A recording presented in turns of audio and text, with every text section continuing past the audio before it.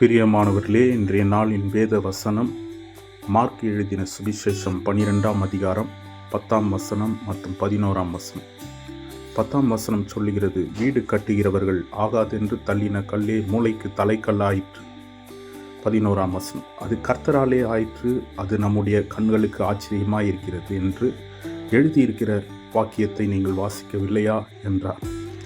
ஆம் பிரியமானவர்களே, இயேசுவானவர் நம்முடைய சீஷர்களோடு பேசும்பொழுது அந்த காரியத்தை தேவன் தெரிவிக்கிறார். என்ன தெரிவிக்கிறார்? அதாவது வீடு கட்டுகிறவர்கள் கொத்தனாராக இருக்கட்டும், மேஸ்திரியாக இருக்கட்டும், யாராகினும் இருந்தாலும் வீடு கட்டும் பொழுது ஒரு கல்லை எடுத்து கட்டுவார்கள். ஒருவேளை செங்கலாக இருக்கட்டும் அல்லது வீடு கட்டு தேவைப்படுகிறதான கற்களாக இருக்கட்டும், அது ஒரு வடிவத்தில் ஒரு ஷேப்பில் இருக்கும் பொழுது தான் அதை எடுத்து ஒன்றின் மீது ஒன்று அடக்கி அதற்கு தேவையான சிமெண்ட்டை பூசி அதை வீட்டை கட்டி அழகாக எழுப்ப முடியும். கற்களானது கோணலாக இருந்தால், வடிவமற்று இருந்தால், அதை அந்த ஒரு கல் மீது ஒரு கல் வைத்து அடுக்கி அதை வீடு சரியாக கட்ட முடியாது. முதல்ல கட்ட மாட்டாங்க. காரணம் என்னவென்றால், வடிவமற்ற கற்களை எடுத்து பயன்படுத்துவதன் மூலமாக அது சரியான கட்டுமான பணிக்கு அது உதவாது. எனவே பிரியமானவர்களே, நல்ல ஒரு செங்கற்கள் பார்த்திங்கன்னா நல்ல ஒரு வடிவத்தில் இருக்கும், செவ்வக வடிவத்தில் இருக்கிறது. அந்த செவ்வக வடிவ இருக்கிறதால் தான் அது செங்கற்கள் என்று சொல்கிறோம். அப்படிப்பட்ட செங்கலை எடுத்து தான் நாம் ஒன்றன் பின் ஒன்றாக அதை அடுக்கி அதுக்கு சிமெண்ட் பூசி ஒரு வீடையோ ஒரு நமக்கு தேவையான வீட்டின் அறையோ கட்டி எழுப்புகிறோம்.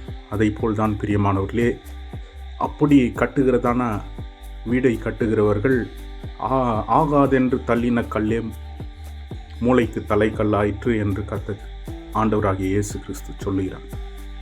எனவே ஒழுங்கற்ற வடிவமற்ற ஒரு கல்லை எடுத்து வீடு கட்டுகிறதுக்கு பயன்படுத்துகிறதில்லை, அதை தூக்கி எறிந்து விடுவார்கள்.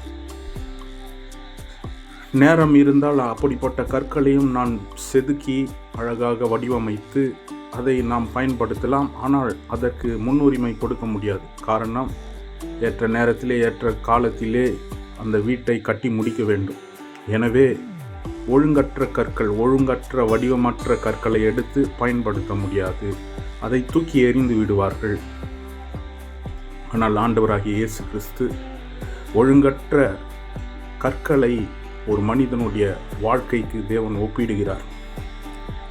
ஒழுங்குள்ளவனை தேடி ஆண்டவர் வரவில்லை. ஒழுங்கற்ற மனிதர்களாகிய தள்ளப்பட்ட மூளைக்கற்கள், ஒதுக்கப்பட்ட மூளைக்கற்கள், சேற்றில் இருந்த நம்மை தூக்கி எடுப்பதற்காக ஆண்டவராகிய இயேசு கிறிஸ்து நமக்காக இந்த பூமியிலே இந்த கிறிஸ்துமஸ் தினத்தன்று வந்திருக்கிறார். எனவே பிரியமானவர்களே, இந்த டிசம்பர் மாதத்தின் ஒரு நல்ல செய்தியாக ஆண்டவர் உங்களுடைய வாழ்க்கையில் எல்லாரும் உங்களை ஒதுக்கிவிட்டார்களா, எல்லாரும் உங்களை பின்னுக்கு தள்ளிவிட்டார்களோ, எல்லாரும் நீங்கள் உதவ மாட்டீங்க, எதுக்கும் யூஸ்லெஸ் என்று சொல்லிவிட்டார்களா, உங்களுடைய வாழ்க்கையை தேவன் வடிவமைப்பார், சீரமைப்பார், சீர்படுத்துவார், ஸ்திரப்படுத்துவார், பலப்படுத்துவார். நீங்கள் ஒன்றுதான் செய்ய வேண்டும். ஆண்டவரே, உதவாத ஒரு கல்லை போல இருக்கிறது, உதவாத ஒரு வாழ்க்கை போல இருக்கிறது, என்னுடைய வாழ்க்கை என்னால் நான் எப்படி வாழப்போகிறேன், எப்படி இந்த உலகத்திலே ஜெயம் எடுக்கப் போகிறேன் என்று எனக்கு தெரியவில்லை என்று தேவனுடைய சமூகத்திலே நீங்கள் தாழ்த்தி செபிக்கும் பொழுது உங்கள் வாழ்க்கையை ஒரு கல்லை போல தேவன் வடிவமைக்கிறார். ஒரு செங்கல்லானது எப்படி வடிவம் இருக்கிறதோ, நீளம், உயரம், அகலம் என்று ஒரே அளவாய் தான் எல்லா கற்களையும் சூளையில் போடுவதற்கு முன்பதாக அதை உருவாக்குவார்கள். ஒரு களிமண்ணை எடுத்து செங்கலை செய்யும் பொழுது ஒரே வடிவமைப்பிலே அதை தயாரிப்பார்கள். அப்பொழுது தான் ஒரு வீடு கட்டும் பொழுது அது ஒழுங்காய் கட்டப்பட்டு ஸ்திரமாய் பலனுள்ளதாய் அது நிற்கிறது பிரியமானவர்கள். இல்லை என்றால் அது காற்று அடித்தாலோ மழை அடித்தாலோ அது சரிந்து கீழே விழுந்துவிடும். அதை போல நம்முடைய வாழ்க்கையை ஆண்டவர் கோணலும் குறுக்கும் நெடுக்குமாயிருக்கிற நம்முடைய தோற்றத்தை, நம்முடைய வாழ்க்கையை, நம்முடைய குணத்தை, நம்முடைய எல்லா விதமான காரியங்களை தேவனுடைய கரத்தில் ஒப்பு கொடுக்கும் பொழுது ஆண்டவர் அவருடைய வடிவத்திலே நம்மை வடிவமைக்கிறார். அவருடைய திட்டத்தின்படி நம்மை செயல்படுத்துகிறார். அவருடைய ஆலோசனையின்படி நாம் நடக்கும் பொழுது கர்த்தர் நம்மை எடுத்து அவருக்கேற்ற விதமாய் ஆண்டவர் பயன்படுகிற ஒரு கருவியாக, ஆண்டவர் அநேகருக்கு உபயோகமுள்ள ஒரு பாத்திரமாக தேவன் உங்களையும் என்னையும் தேவன் தயார்படுத்துவார், ஆயத்தப்படுத்துகிறார். அது எதால் ஆகும்னா கர்த்தரால் தான் ஆகும் பிரியமானவர்களே. மனிதர்களை தேடுவதாலோ அல்லது டியூஷன் சென்டர் அனுப்புவதாலோ அல்லது பயிற்சி திறன் சாலைக்கு உங்கள் பிள்ளைகளை அனுப்புவதாலோ இந்த நற்காரியங்கள் ஒரு மனிதனுக்குள்ளாக முளைக்கிறதில்லை. முளைத்தாலும் அது வேரூன்றி நிற்பதில்லை. காரணம், மனிதனானவன் பாவத்திலே பிறந்தவன்,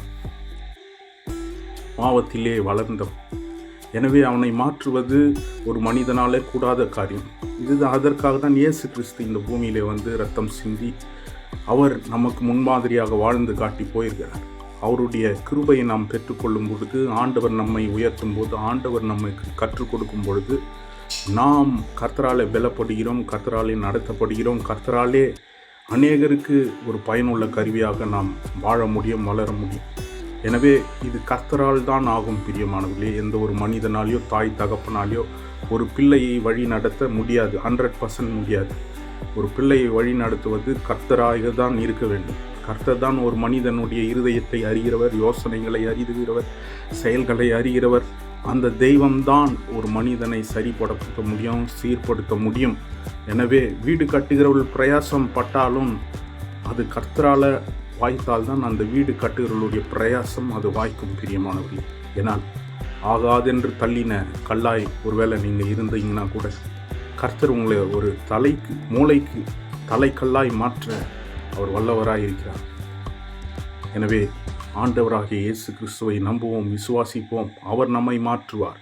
நம்மை நாம் பரிசுத்தப்படுத்தி கொள்ள முடியாது, நம்மை நாம் தகுதிப்படுத்த கொள்ள முடியாது பிரியமானவர்களே. அதற்காக தான் ஆண்டவராகிய தேவன் தம்முடைய சொந்த குமாரனை இந்த பூமிக்கு அனுப்பி வைத்து அவர் நமக்காக பாடுபட்டு ரத்தம் சிந்தி அவருடைய மரித்து உயிர்த்தெழுதலின் மூலமாக நமக்கு ஒரு அபிஷேகத்தையும் வல்லமையையும் கொடுத்துக்கிறார். அந்த அபிஷேகம் நம்மை நடத்தும், அந்த அபிஷேகம் நம்மை உயிர்ப்பிக்கும். எனவே பிரியமானவர்களே, இங்கே 11ஆம் வசனம் கர்த்தராலே ஆயிற்று, அது நம்முடைய கண்களுக்கு ஆச்சரியமாக இருக்கிறது. ஆம் பிரியமானவர்களே, ஆண்டவர் உங்களை நடத்தும் போது, ஆண்டவர் உங்களை உயர்த்தும் போது இது மனிதர்கள் கண்களுக்கு ஆச்சரியமாக இருக்கும் என்று வேதம் சொல்லுகிறது. வேதத்திலே எழுதியிருக்கிற வார்த்தையாயிருக்கிறது.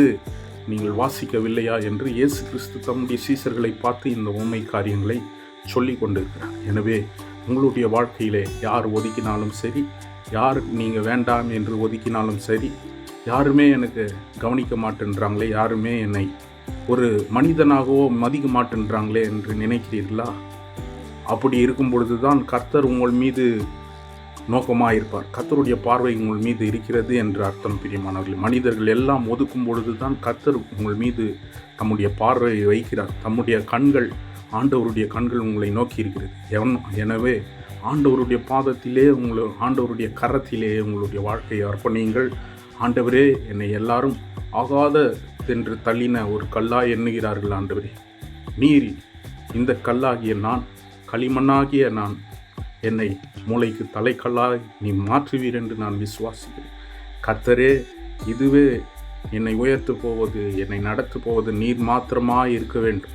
எனவே நீரே என்னை நடத்தும் என்று ஆண்டவருடைய கரத்திலே ஒப்பு கொடுங்கள். கர்த்தர் தாமே இந்த வசனத்தின்படி கர்த்தரே உங்களை உயர்த்துவார், கர்த்தரே உங்களை நடத்துவார், கர்த்தரே உங்களை பாதுகாப்பார். இயேசுவின் நாமத்தினாலே இப்பொழுது நாம் ஜெபிக்க போகிறோம்.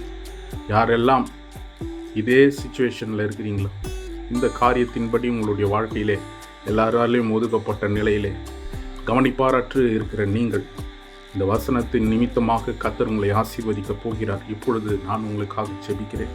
என்னோடு கூட சேர்ந்து நீங்களும் ஜெபியுங்கள். கர்த்தர் உங்களை உயர்த்துவாராக, நடத்துவாராக. ஹல்லேலூயா. பிதாவாகி தேவனே, குமாரனாகி இயேசு கிறிஸ்துவே, பரிசுத்த ஆவியானவரே, உடைய பிள்ளைகளுக்காக ஜெபிக்கிறேன் இயேசுவின் நாமத்தினாலே. ஆண்டவரே, உங்களுடைய வார்த்தையின்படி அப்பா, ஆகாதென்று தள்ளப்பட்ட கற்களாய் இருக்கிற உங்களுடைய பிள்ளை, அது யாராய் இருந்தாலும் ஆண்டவரே, இன்று இரவு தங்களுடைய வாழ்க்கையை உங்களுடைய கரத்தில், இயேசுவே என்னை நடத்தும், இயேசுவே என்னை உயர்த்தும், இயேசுவே என்னை ஆசீர்வதியும் என்று யாரெல்லாம் உங்களுடைய நாமத்தினாலே ஜெபிக்கிறார்களோ அவர்களுடைய வாழ்க்கையிலே கர்த்தர் ஆண்டவரே, ஆகாதென்று தூக்கி எறியப்பட்ட, வீசப்பட்ட இவர்களுடைய வாழ்க்கை கர்த்தர் நீர் கையில் எடுத்து அநேகர் ஆச்சரியப்படும் தக்க வகையில் ஆண்டவரே, இது கர்த்தரால் ஆயிற்று என்று சொல்லத்தக்கதாக ஒரு அற்புதத்தை செய்கிறார். எல்லாவற்றிலும் ஒரு அற்புதம். தனிப்பட்ட வாழ்க்கையிலே ஒரு அற்புதம் செய். குடும்ப வாழ்க்கையிலே ஒரு அற்புதம். வேலை மற்றும் ஊழியங்களிலே வல்லமை அற்புதங்கள் வெளிப்படட்டும் ஆண்டவரே. இயேசு கிறிஸ்துவின் நாமத்தினால் ஜெபிக்கிறேன் என் ஜீவனுள்ள நல்ல பிதாவே. ஆமென், ஆமென். கர்த்தர் தாமே உங்களை ஆசீர்வதிப்பாராக. God bless you.